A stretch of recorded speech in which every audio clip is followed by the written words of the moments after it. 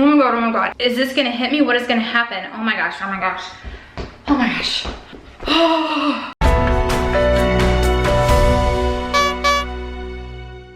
Hey y'all, Erica with Time to Shrink. That is what we don't need to be doing. That is what we don't want to happen.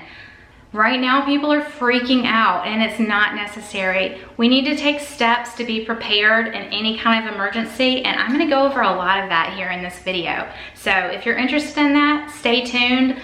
Breathe. Nurse Erica is here for you. I'm gonna share with you lots of steps to take in an emergency, ways to be prepared, and we're gonna go over some myths and some real facts about the current situation as well. All right, let's do it. Seriously, dog. Y'all, every time that I tape, every single time I start to videotape, my dog has to have water. I swear she just had water 20 minutes ago. So I wanted to take you around my house, show you what I do and what we keep in stock and everything, and then just chat about the facts. What's a myth, what's a fact, what we can do. What we do need to do is just be prepared, right? In any type of emergency. What I want to talk about today is emergency preparedness in general. There are so many things that can happen and we don't know when they're gonna happen. So the first thing I want to say, y'all, is never panic. Panic is not helpful. Preparing is what's helpful, right? So I am going to show you everything that I have in the house. We'll run through that real quick, and then we're gonna come back here and we're gonna sit and chat.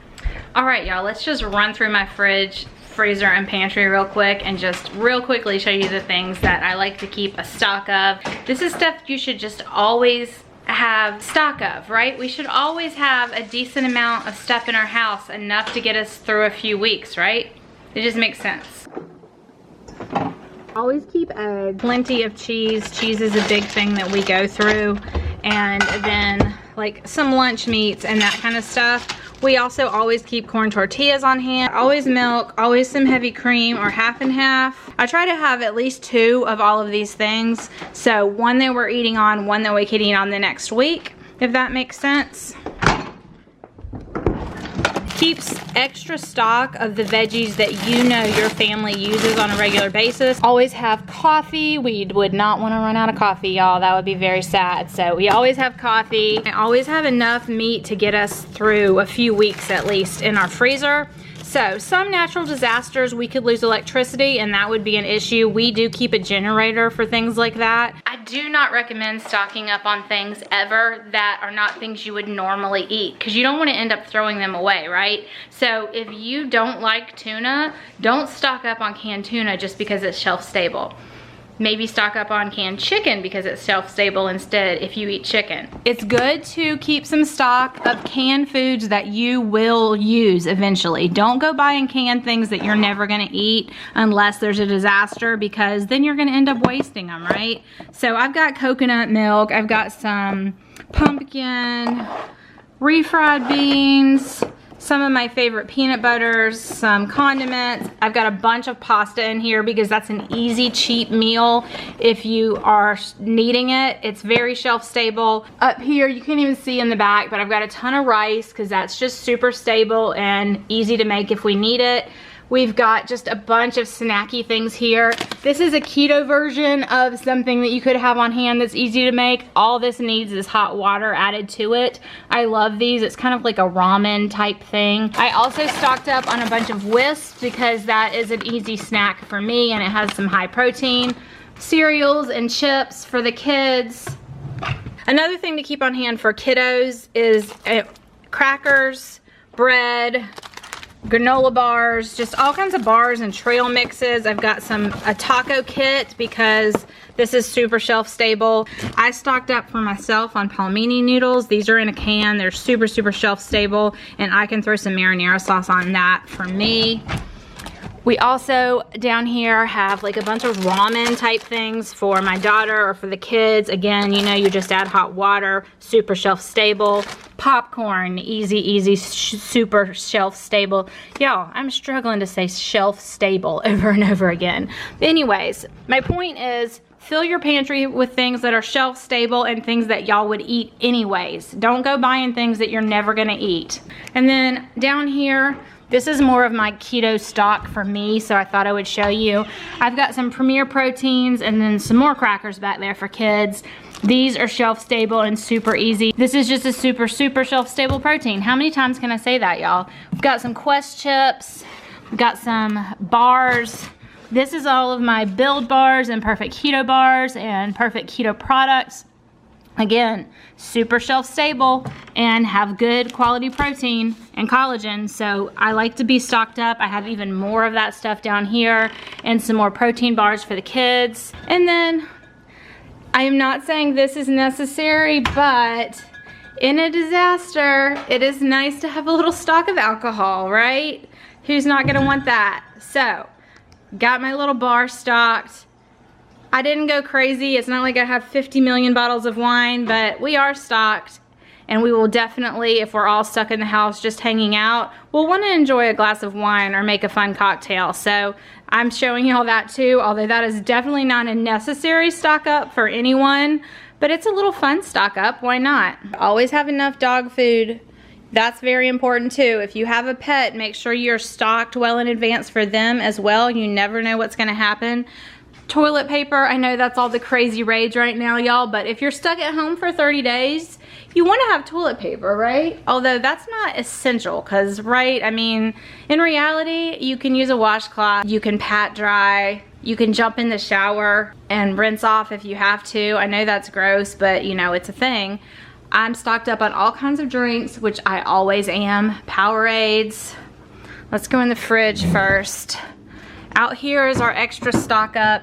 We've got extra milk, we've got some extra cheese. This is stuff that I just always have, y'all. It's not because of today, it's just stuff I always have.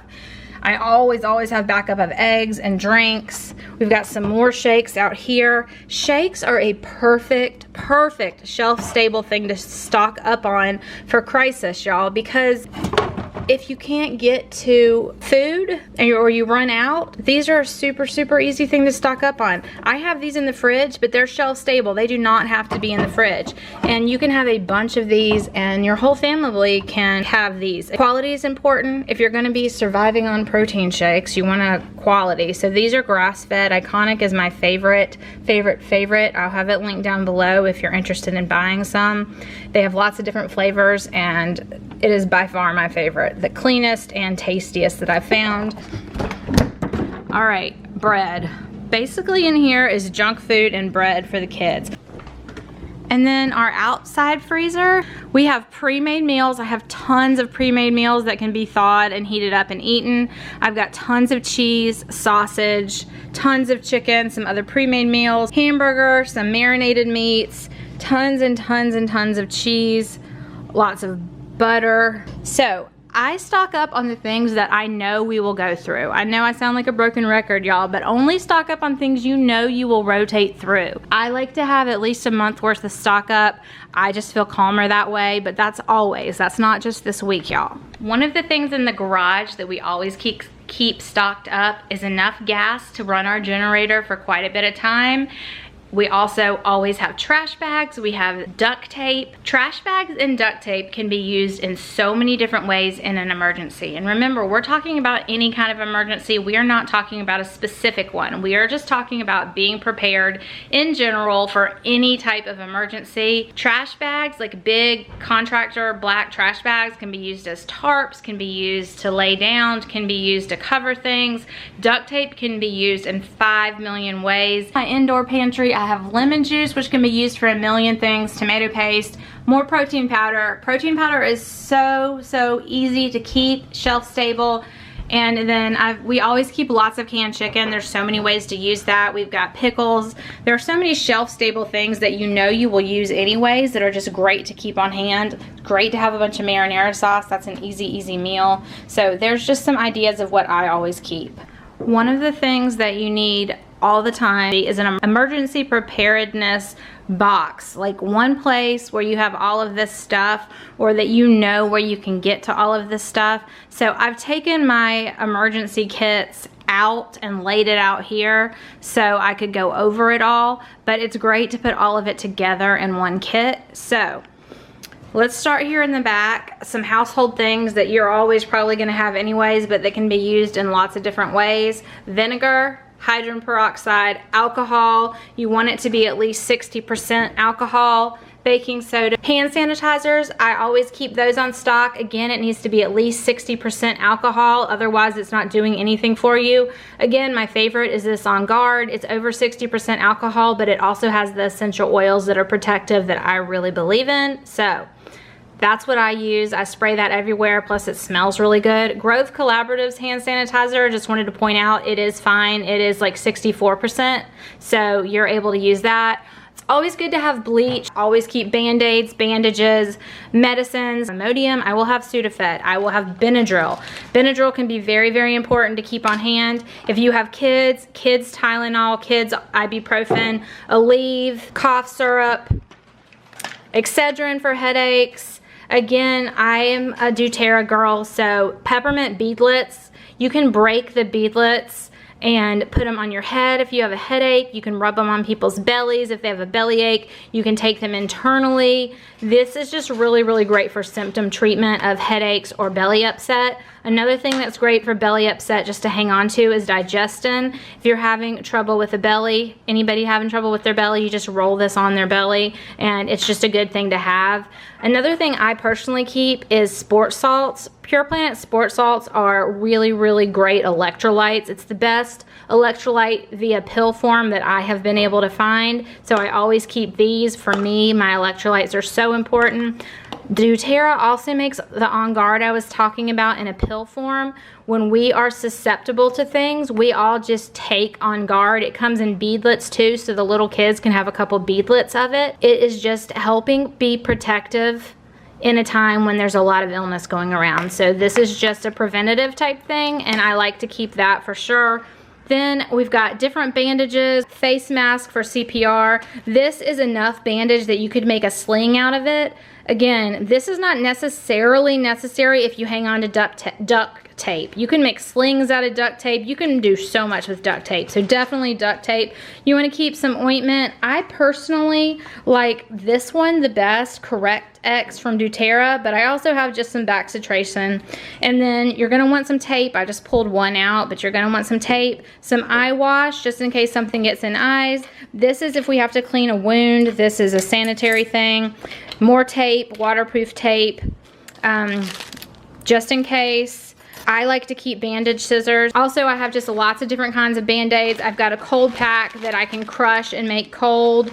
I've got some BioFreeze. I've got different types of tweezers just in case. The only thing I don't have out that I do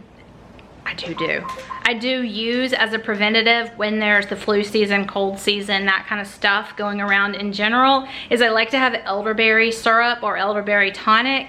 It can be kind of pricey, and so I've learned to make it myself. I'm gonna show y'all how to make it probably within this next week. I'm gonna make it again and I'm gonna record it to show y'all how to make it. Elderberry is just a really, really great preventative. If you take a dose of it per day, it just helps your immune system.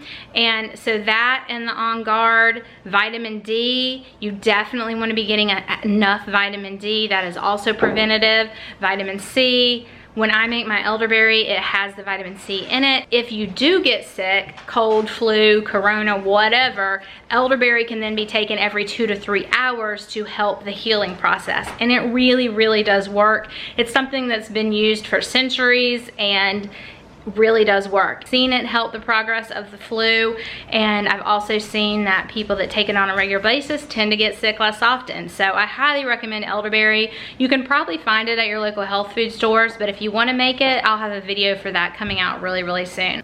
One more thing, as far as medications, I was showing you a lot of things just to keep on hand, like the Benadryl or the Tylenol, ibuprofen, those kind of things.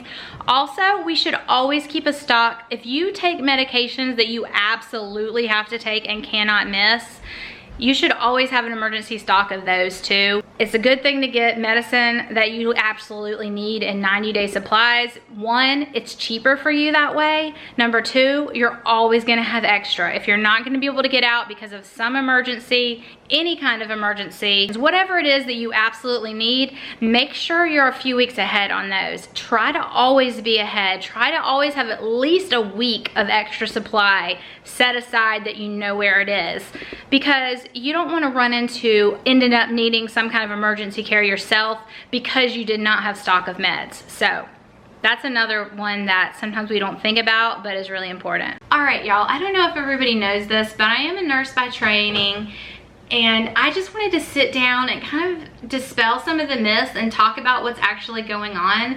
Something that a lot of people don't know, maybe, the coronavirus, it's not a new thing, y'all. All of us have probably had some strand of a coronavirus. It's basically just a cold type flu. It's a virus, right? Cold viruses, flu viruses, any kind of respiratory virus, they're all over the place. Many of us have had many of them. Many of us are carriers of the different kind of viruses and we're not actually getting sick. All of that is possible. This particular coronavirus is a new strand that they haven't seen before. The coronavirus in general is not new. Flu season we're still in the middle of flu season, and in my opinion, it's something we should prepare for. So, number 2, let's address the mask thing. I see all these people going out and buying tons of masks. I'm seeing people in public wearing masks, like biking down the street wearing a mask. I want to kind of talk truth about masks, y'all. This virus is spread by droplets. So if someone coughs or sneezes, and you're standing within 6 feet of them, it could come straight onto you. That's not the main danger, though. The main danger is that with droplets, everything that is spewed out has to come down and land somewhere. And when it lands, you may not have seen it land on that surface, and then you touch that surface later and you touch your face. So people are thinking they wear a mask, they're gonna protect themselves. Well, here's a couple things about the mask. The mask that you're just gonna buy straight off of Amazon is not the type of mask that would protect you from this. Those plain blue masks that you see, those are for people who are already infected. So if they have to go out in public, when they breathe or when they cough, it doesn't go flying. It stays contained right in their face. But if you wear one of those masks and you're not sick, you're more likely to get it for a couple of reasons. One, that type of mask you can breathe through, you can breathe out of, things can land on it and you can breathe them in. There are special masks called tuberculosis masks that would prevent anything coming in from you, but not if you just go out and buy it. They have to be specially fitted to your face. You have to have the right size for your face, or again, you're doing nothing. But on top of that, y'all, if you're covering your mouth, but you're not covering your eyes fully, things can touch your eyes, your fingers, someone coughs and it gets in your face. Your eyes have membranes that soak in bacteria or viruses as well, y'all. So just covering your face with a flimsy mask is gonna do nothing. Don't waste your money on them. If you go to the doctor's office and you're sick, they're gonna want you to put one on. Again, to protect the people around you if you are sick. Another thing is hand sanitizer. One thing with the sanitizer, wash your hands as soon as you get home, but in between, after you've been touching things, 2 biggies. Try very hard not to touch your face when your hands are not clean. It's so hard to do, y'all, but try very hard. And a hand sanitizer. Not every hand sanitizer is going to help at all. You need to look on the back of your hand sanitizer and make sure it has at least 60% alcohol. My favorite hand sanitizer is by doTERRA On Guard. It has 64% alcohol, plus the essential oils that it uses are super, super handy. So in the car, spray your hands, baby. Just simple precautions like that. These are things you should always do.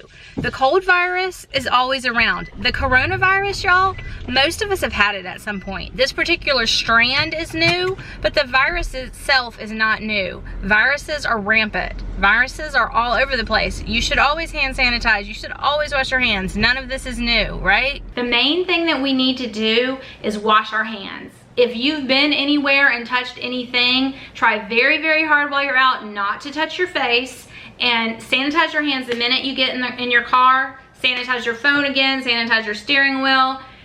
If you're at the gas station, anywhere that you touch things, sanitize immediately, and then when you get home, immediately wash your hands. I'm gonna take y'all over to the sink in a second and show you how to wash your hands, because I've seen so many people washing their hands and they just don't do it right, okay? Let's run over to the sink and show you how to wash your hands. This may sound silly, but let me show you and you tell me if this is exactly how you wash your hands. Get a good squirt of your soap. Get some water on your hands. Inside hands, again, you're gonna do this for 20 to 30 seconds. Outside of your hands. In between your fingers. That's next. In between your fingers. Take your fingernails, scrub the inside of your hand with your fingernails. Other hand, inside of your hand with the fingernails. Now we're going all over again. I used extra soap so y'all can just see so much on my hands right now. But you're going in and out, again, in and out, around your, make sure those rings, around your rings, in and out. You wanna get inside each of these hand areas. Now we're gonna go up our wrists a little bit, y'all. Go up your wrists a little bit. And then while you're doing this, you can sing the happy birthday song or whatever. You want to be doing this for at least 20 seconds. Now, this next step is important, y'all. I turn this on with a dirty hand. If I turn this off with my clean hands, then my hands are dirty again, y'all, and I've gotta start over. So what you need to do is have a paper towel. You do that if you're at a restaurant, if you're out in public, if you're at home, you wanna take a paper towel and turn it off. And then this goes in the trash. And then you dry your hands thoroughly with the next paper towel. And if you're in a restaurant and you're leaving the bathroom, you wanna grab a paper towel to open that door with too. If you touch any of those things, you gotta wash your hands again. A super important part of hand washing, y'all. We don't wanna touch anything dirty with our clean hands, right? And if you do not thoroughly dry your hands, wet hands are more susceptible to bacteria and viruses grabbing onto them. So you need to thoroughly dry your hands. And if you're in a public bathroom, use one of their free paper towels to open that door and then throw it away. Or if you can't, if there's no access to one and they have those machines to dry your hands, those machines have so much bacteria. Do not use those drying machines ever, anywhere. They're disgusting. If I can find the research articles on it, I will tag it. I'm not sure if I can find it right now or not, but they are disgusting. So super, super dry those hands. And if you can't use a paper towel to open it, use the inside of your shirt or use your hip or use your elbow. Do not open dirty, dirty doors with those hands, right? And when you're out and about, try your hardest not to touch your face. That is a really, really big deal if we touch things and then touch our face, and it is so hard not to do. But carry hand sanitizer with you. Hand sanitize as much as you need to while you're out, but nothing, nothing, nothing is going to beat real hand washing. So 30 seconds, super, super sudsy. You're getting at every area, including under your nails. I hope that was helpful. I just wanted to share exactly how to do it to keep you and your family the safest. So teach this to your kids if they don't know it. It's important. A few more things that we can do to keep our houses clean and just not spread during cold and flu season, during the whole winter season in general. Take your shoes off when you come in the house. Don't bring your shoes in the house. Leave your shoes in the garage or at the front door. If people are coming over to your house, have them take their shoes off. It's just super simple and we're not tracking stuff in. If you can prevent yourself from going to big things right now where there's a ton of people, that's kind of smart in general during flu season. But right now, when we're trying really hard not to spread this exact virus and we're trying not to overwhelm our healthcare system, staying out of huge, large crowds, if you can help it, is such a good thing. If you can work from home, work from home. If you've been told by your governor or your state to stay home, y'all. Do not leave unless you absolutely have to. Oh, sanitize. You know, this is stuff we probably should do every day anyways. I don't necessarily, but sanitize your doorknobs, your sink faucets, your toilet faucets every night. Just like once a day, sanitize your countertops, because we cannot wash our hands enough to completely not transmit germs. It's just not possible. It's not gonna happen, right? So sanitizing where we can. Wipe everything where people touch often, right? Just do it once a day. It's a super, super easy extra thing to do. So let's just kind of review. We do not need to panic right now, y'all. What is out there is mainly a cold virus It's kind of between a cold virus and a flu virus, but it can have respiratory ramifications. What this means is people that are immunocompromised, the elderly, the very, very young, people that are asthmatic or have lung issues already, these are the people that tend to be the most susceptible to this particular virus. These are the people that are more likely to end up being admitted to the hospital. But what's going on with this? I think so many people are confused because they're like, it's basically just a cold or a flu. I've had that before. It's never been a problem. I'm not worried about it. And you know what? It probably won't affect you greatly. It's probably not you that is gonna get super sick. But what if you get it and don't realize you have it because you become just a carrier and your immune system is amazing and you don't actually get really sick? You might get a little bit of a cold but have no clue that it's not just a regular cold or not this virus, but this virus. And then you go out and you cough on things or you touch things with your hands that have the bacteria, and then somebody comes along and touches it after you. It's a very, very easily spread virus. It's super, super, super contagious, and it can spread rapidly. That's the danger. The danger is if it spreads rapidly and our healthcare gets overwhelmed. That's what's happening in Italy right now. The healthcare system is being overwhelmed because it spread like wildfire. So many people got it. So many people needed to be seen in the ER. So many people needed to be admitted. So many people end up needing ICU, needing to be on ventilators. The hospital only owns so many ventilators, y'all. The hospital only has so many nurses that are trained in ventilators, trained in ICU. They have ICU patients in the hallways with people that are that sick in ICU. The nurse usually only has one patient, maybe two. Now they're having to treat more people. It's dangerous. That's the danger. The danger is not whether you're gonna get sick. The danger is whether you're gonna get it and spread it to someone else. And the faster we spread it, the more our healthcare is gonna get overwhelmed. And that's what's scary. That's what's dangerous. So let's not panic, but let's choose to be kind. Let's choose to think of others. Let's look out for our neighbors. Is your neighbor a nurse and has kids and school's out? Offer to we need to take care of our family, and our family can be our immediate neighbors as well, y'all. We sometimes need to isolate if you're actually contagious and your family needs to completely isolate. But I'm just saying, let's look out for our neighbors. Let's look out for each other. Do you have an elderly neighbor that might need you to share some of your pantry stock with them if everybody's stuck in and they really, really can't go out? Just, let's think about each other. And in general, let's prepare. It's good to be prepared for whatever kind of an emergency, not a specific one. And if everybody stayed prepared, then there would not be this mad rush of shelves being emptied, of no toilet paper, of no cleaning products, of no meat. It wouldn't be a thing because everybody was just prepared, right? So let's just be smart. Let's make smart choices. Let's prepare and stay prepared always. Now, if you know something is coming up, maybe we get a little extra prepared. That's what I've done. I have bought some extra things, but I haven't gone crazy because I'm already pretty stocked. I already have an emergency kit. I already have a generator. I already have gas cans that are full in case we lost electricity in some kind of disaster. So I hope that makes sense. I don't want to alarm anybody. I am not an alarmist. I just want people to be prepared in general for anything because we never know what's coming, right? Bye, y'all. I hope this was helpful to you. I hope you learned something or I was able to help you feel calmer in some way. That is my goal. I always just want to be of help. If you have other suggestions, things that I did not say, things I forgot, things that you always do on a regular basis to stay prepared, let's share them down below, y'all.